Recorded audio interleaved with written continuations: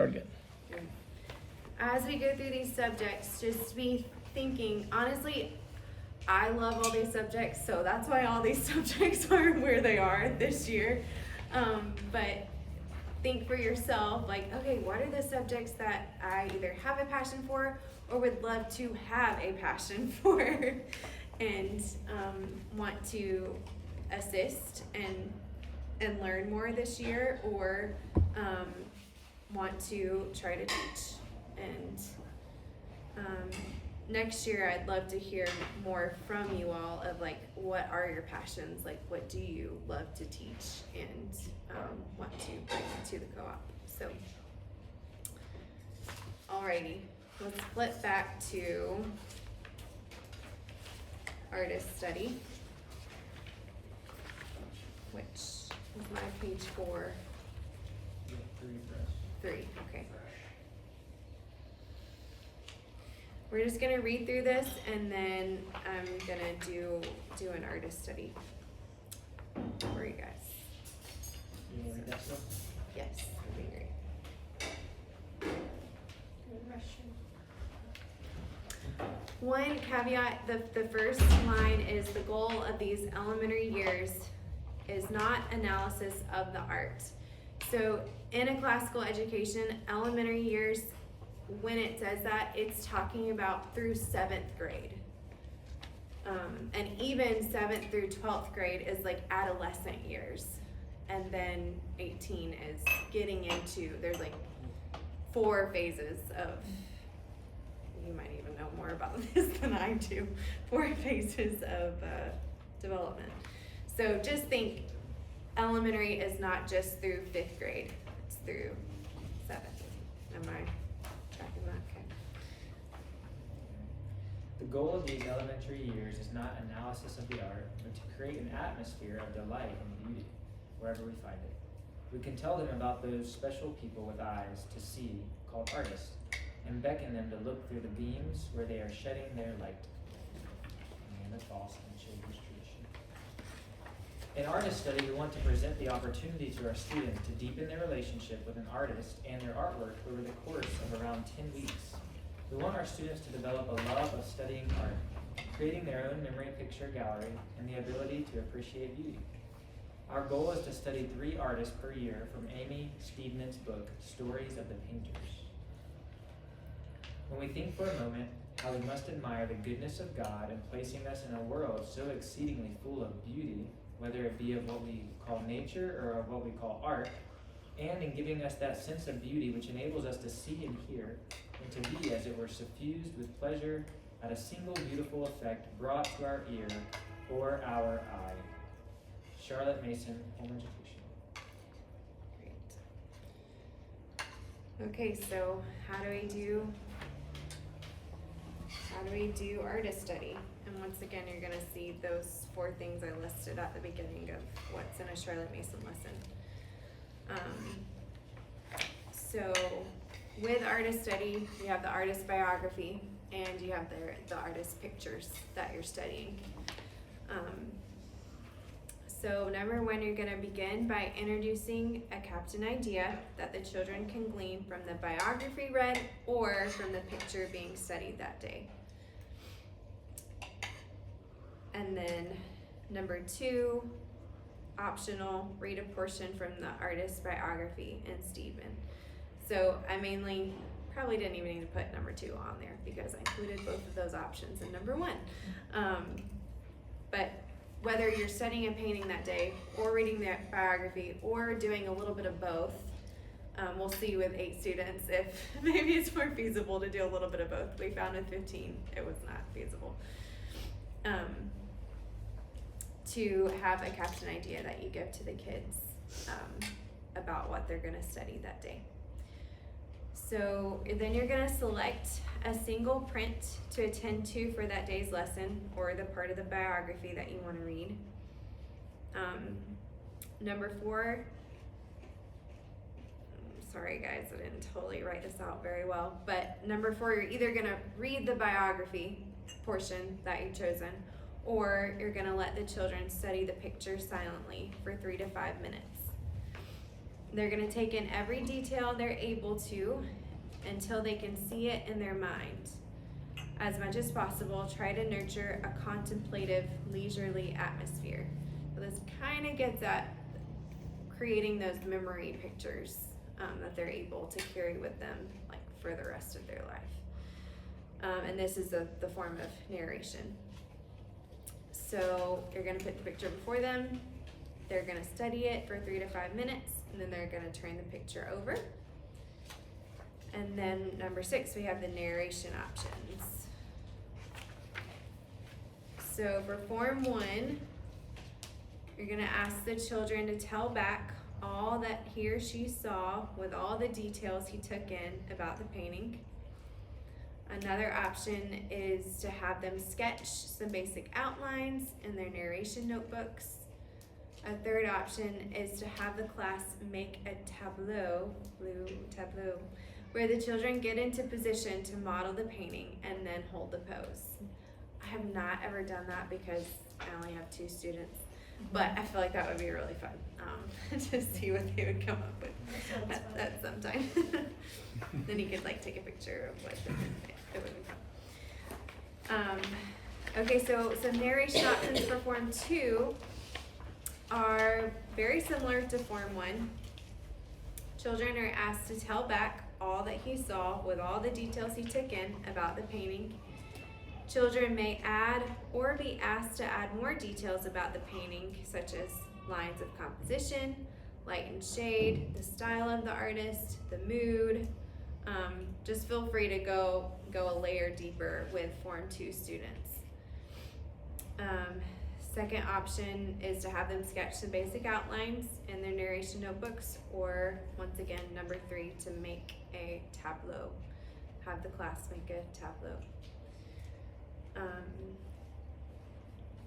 So then after the kids have narrated either the story or the picture, if it's a picture, they're gonna turn number 7, turn the picture back over for them to admire again after they've narrated. And try to not let this be a testing of how well they remembered the painting, but rather seen as a chance to take in again all the beauty of the painting. And then number 8 is optional, have a picture talk. This can be a time where you as the teacher tell more about the painting itself. What techniques did the artist use? How big was the painting? Where can the painting be seen today? How did this painting make the children feel? Do they like it? So once again, we want the kids to experience, take in the beauty, and then we can add in the more analysis,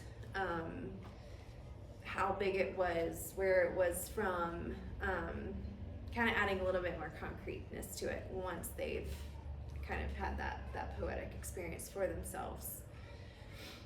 But even again, like for this age, still being in the elementary years, it's not super appropriate to go super deep into the analytical mode. So I have a question with that. Yes. Would having them, so we've done this a bit, and then had my kids, like tell stories based on the picture. Would that, okay, like what they think. yeah, like look at this, study this picture, and then can you tell me a story based on what you see in this picture? Like what they think could be going on? Yeah, make up a story that goes with it, yeah. Would Yeah. that be considered analytical? My initial thoughts on that are,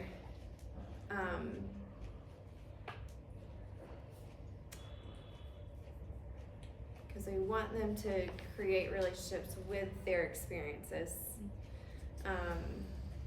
but we also want them to accept the painting as it is, and not, yeah, it's like we want to still maintain that sense of like mystery and wonder of like we don't fully know what it is, or I don't know how much I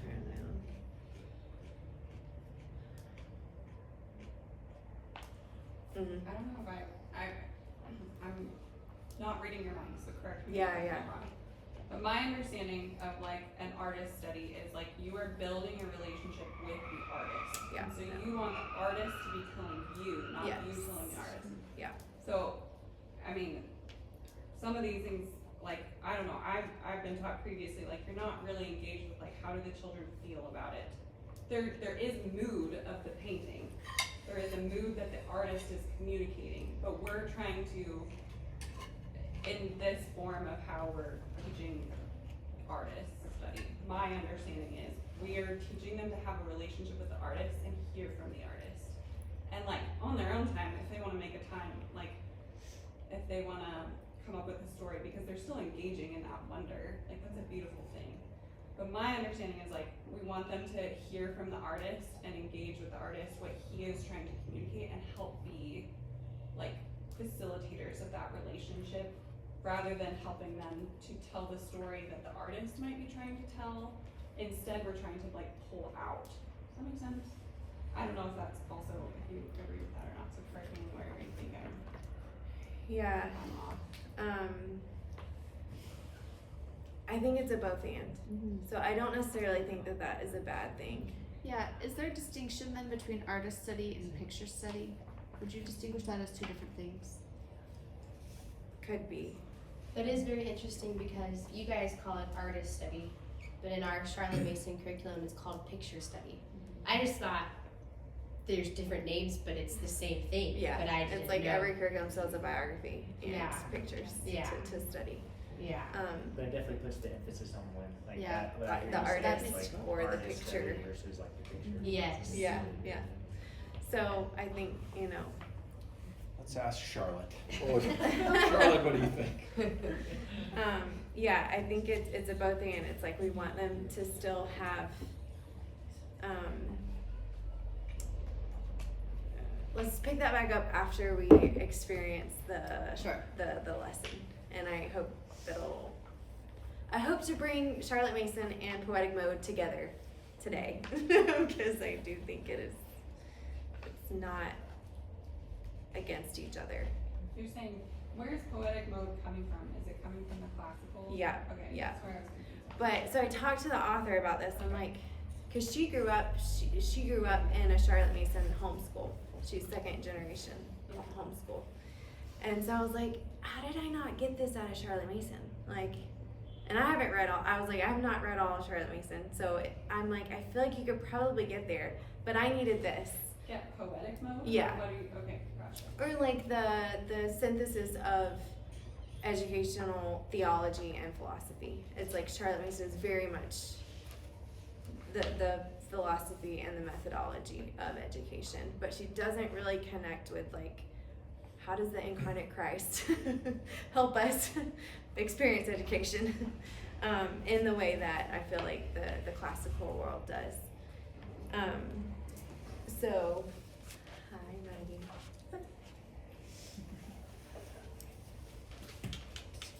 So Amanda's response to that was that Charlotte Mason was. We thought, Sorry. Oh no. Sorry. So Charlotte Mason her life was at the very end of the Enlightenment. So she still had a very spiritual worldview to where she didn't need as much help as we do today. And how do we combine the secular and the religious in education? So that was kind of her answer of like, Charlotte Mason didn't need to write about poetic mode because it wasn't really needed back then, like it is in our world today. Once again, might be relevant to some people, but okay, so I'm gonna talk to you guys. Yes. Yeah. I had a question about the captain idea. Yes. That's maybe a little new terminology. Could you maybe give just some ideas of what that could be? Let's Yeah. talk a little bit more about that. So it's basically Are you about to do one? I am about to do one. Oh, I'm okay. about to do one. Okay, great. Right. So maybe I'll do one and then, but Captain Idea, Natalie, what did y'all use in, Ambleside? We didn't call it, we just, I don't know. Introduction. And- Yeah, I mean, there's like an Yeah. introduction of some of the ideas in the painting, and then, but then we would also discuss the ideas afterwards, so we don't have a term the same as the captain. Okay. But it's basically an introduction, or a captain idea. Some examples that you wanna. Yeah, I'm Oh, gonna, okay. I'm gonna, Right. in the Sorry, lesson. I wasn't sure if you were asking. I just missed my, but, yeah. But I'm trying to think, and like even in Shakespeare yesterday, I was like, what did I say? Like, we've heard about the fairies, but let's see what happens to the lovers at the end of this story. So that's kind of letting you know like what's coming up, and I was hopeful that would kind of like lock them in and engage them and wanting to listen to what's coming.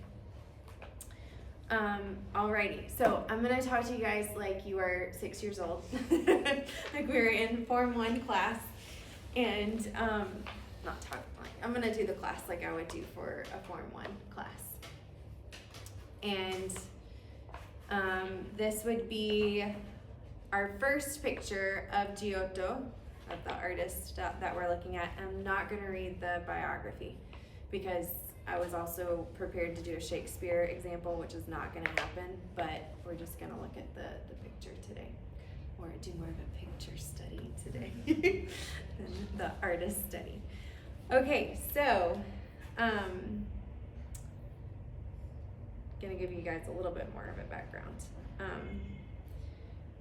So, Giotto is our painter for today. He was a famous painter that lived from 1266 to 1337. He's from Italy. And back in those days, almost all of the paintings were religious, and not many people could read or even look at pictures in books. So the only time they got to see beautiful paintings was in churches. And so when we look at Giotto's paintings over the next few weeks, they are all painted in churches or basilicas, which is basically a church as well. And they were also what we call frescoes, painted on the wall.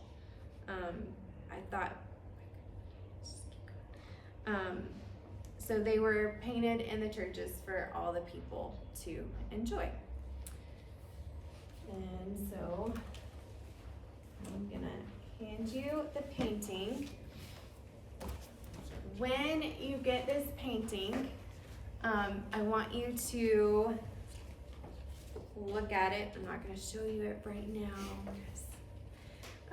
We're gonna look at it, and I want you to we're gonna take 3 to 5 minutes, and I want you to just look at the painting and take in all that you can about it. What do you notice? And you might even want to close your eyes and try to reimagine it in your head. And then open your eyes back up and take even more in of what you see and notice and experience from the painting. Okay?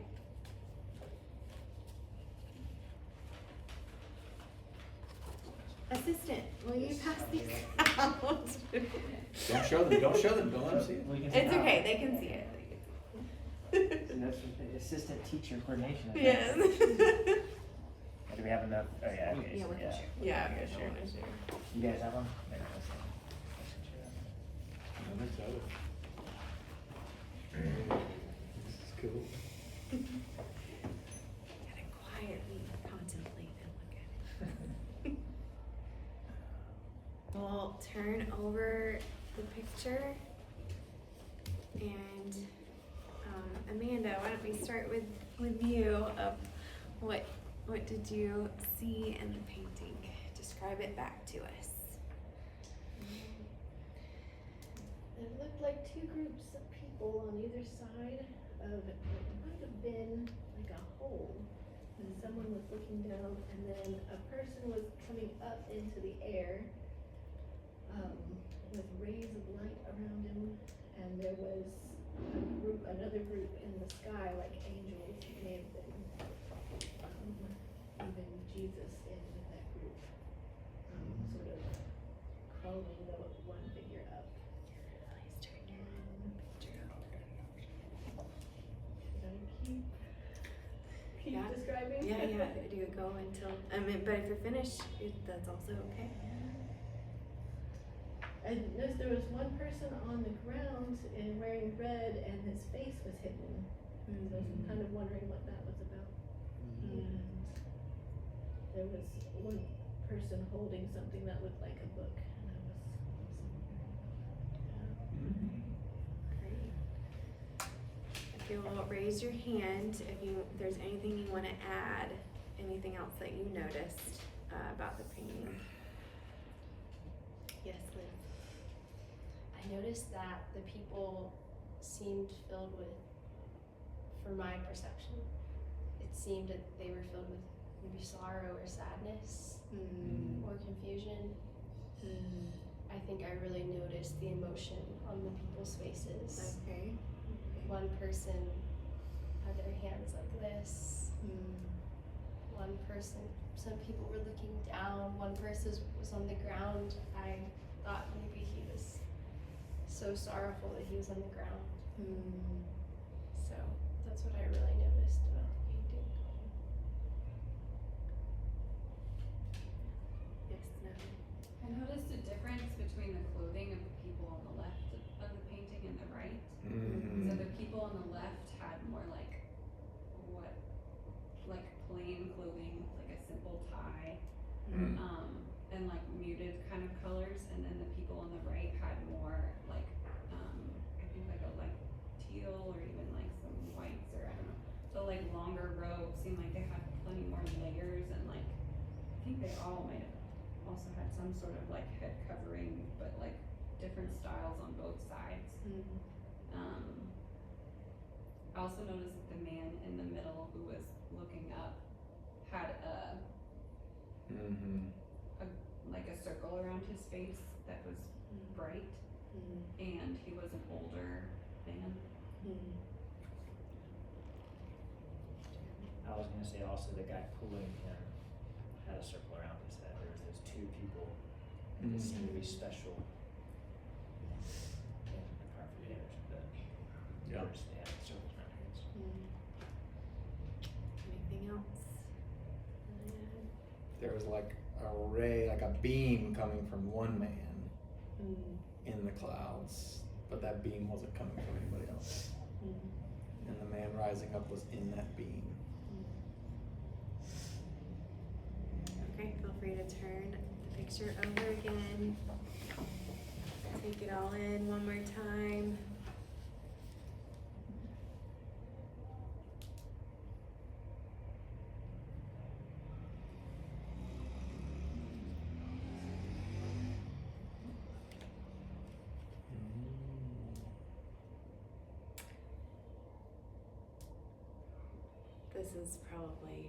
This is just a question I like to ask the kids. So, any idea what this painting might be called? The title of what this painting might be? Once again, please raise your hands if you have an answer. Yes. I could be shooting in the dark, but Paul's death. Okay, Paul's dead. Okay. I was thinking Saint's Ascension. Okay. Ooh, we're getting close there. I was thinking just Ascension. Okay, that's also very close. It's so fun to ask the kids that question because you really also get to hear like they don't start thinking like we do, like who's in the picture and like what's my right answer. But it's cool to see what did they take away from the painting to get them like kind of a bigger picture out of them. So this picture is called the Ascension of John the Evangelist. And so, Wow. Giotto is showing the body of John ascending into heaven from its grave. He painted this in 1320, so kind of near the end of his life, and it can be found in Santa Croce Basilica in Florence, Italy. So, Wow. Is the crack, like because of age, or was that part of the painting, do you know? I don't know. Okay. And I honestly have not studied this painting very much, so yeah, I'd be curious to know if that's from age, because it is a very old fresco, or if he originally put it in there. My guess is it's a crack because it looks like it goes over that beam that's behind Mm-hmm. John's body And the as well. And and his robe. Oh yeah, and it goes all the way down. Okay, so for the kiddos, I would stop there. We are not in our elementary years of education. So, as adults, I wanted to ask you guys, as you were looking at the painting, how did it make you feel? And not the painting feels sad, but how did you respond to looking at this painting and studying this painting? I had more questions. Oh, about the painting? No, Oh, okay. that's how. Oh, that's how you responded? I'm so sorry. Yeah, because in my mind, I'm trying to understand the context. And so Mhm. that's what was going through my head. I Yeah. was trying to, it provoked a lot of questions. Yeah. So. Okay. I had test anxiety. Okay. I was like, Okay. I need to quickly take it all in because she's gonna ask me questions about this and this, and I need to know all the answers. Yeah, Did anybody else feel like that? Like, did you have that in college where they'd say, look at the picture, I'll turn it over and ask you a bunch of pointed questions? Yeah, yeah, I would How totally many do. people are wearing hats? Uh-huh. Yes. Yeah. I was feeling so happy Okay. simply because I was doing picture study and it was really I was really enjoying it. I was like, wow, this is so beautiful, and I just love that I have this like undistracted moment to see this art and gaze upon its beauty. And I feel like when you do it with your kids, which I haven't done it since we've been doing it in co-op, but when you do it with your kids, you're like thinking about your kids and you're thinking about the lesson, and it's really hard to just be like taking it in for yourself. Yeah. But when you do, it all comes to life. Great. Sherry, for you, is there anything how you felt looking at the picture? I feel like there are different kind of emotions or mood here. It's like that some of them are scary, or like curiosity, and some are like maybe they avoid the lights, it's too bright. And it's not one kind of emotion here. Yeah. I think so. Like Liz said that she feels like happy. I think John will be happy. That's so dumb. I didn't feel like they are happy. I mean, yeah, but this is my opinion. Yeah.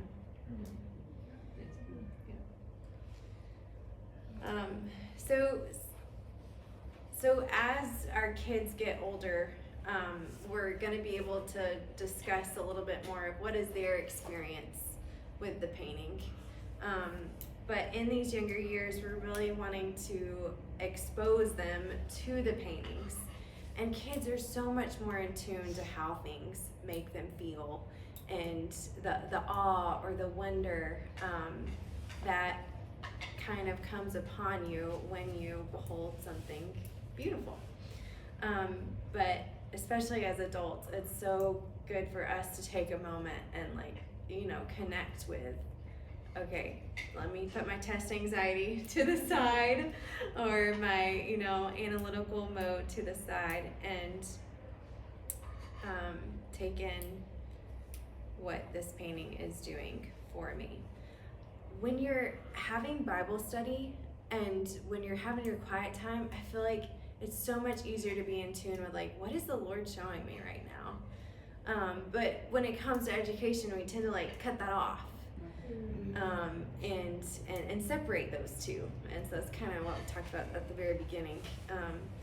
And so I think it's just so important for you as the teachers to be connected with your own experience of what you're showing the kids, what you're teaching. And it's also good to, as one of the quotes said, that we're trying to get our children to have the right order of loves. And so some of you guys, when you said how you responded to this was like, I have a lot of questions. I was filled with beauty and awe. But someone might look at this painting and be like, I really don't believe in heaven. Like, I don't believe that this is a good picture. This produces hate within me for what this stands for. And so as we're able to kind of check like what poetic response do we have to these subjects, we're able to see like, am I responding to reality as God has made it, or are some of my loves disordered? And as our kids get older, we can have really good conversations with them about how their loves are being ordered as well. So that is it. Shall we Okay. jump into Yes, solfege? yes, solfege. What time So is that's it? the- So sorry. Oh, you're okay, and it's okay if we go past 4 o'clock. So I don't know if you have to get some. Well, And probably you guys also. but I was gonna talk through the teacher and assistant thing at the end, which we've already done. So Okay. Do you want me to still do this or? yeah. Okay. Great. What were you gonna say? I was gonna say, so that was the that was a lesson. Yep. I'm gonna put Josiah down. So you gave the captain idea. Yep, captain idea. What was the captain idea for that? That people had to go into churches to look at these beautiful paintings back in that day, and so this was made in a church, and that's where you can go and look at it. Okay. So And then you end it. How do you end it? How do you end the lesson? narration. Narration. That was after you flipped it back over, gave you a couple of seconds to take it back in, and I would have been like, okay, we're ending class. Okay. That would have been the end. Cool. So So you did the question, what do you think the title is? yes. Is that part of the lesson? Yeah, and then I kind of caveated, like, I don't do this every time, and this is just Audrey coming in there. But something I like to ask.